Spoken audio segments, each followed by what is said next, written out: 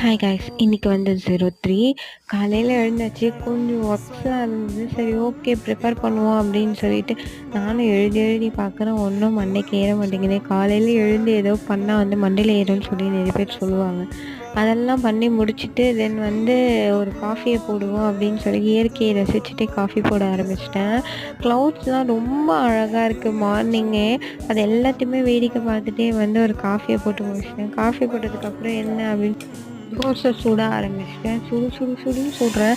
நான் சுட்ட தோசை குட்டி குட்டியாக வருது. என்ன கருமோன்னு தெரில. ஒருவேளை 2 கரண்டி ஏதாவது ஊற்றணும் போல.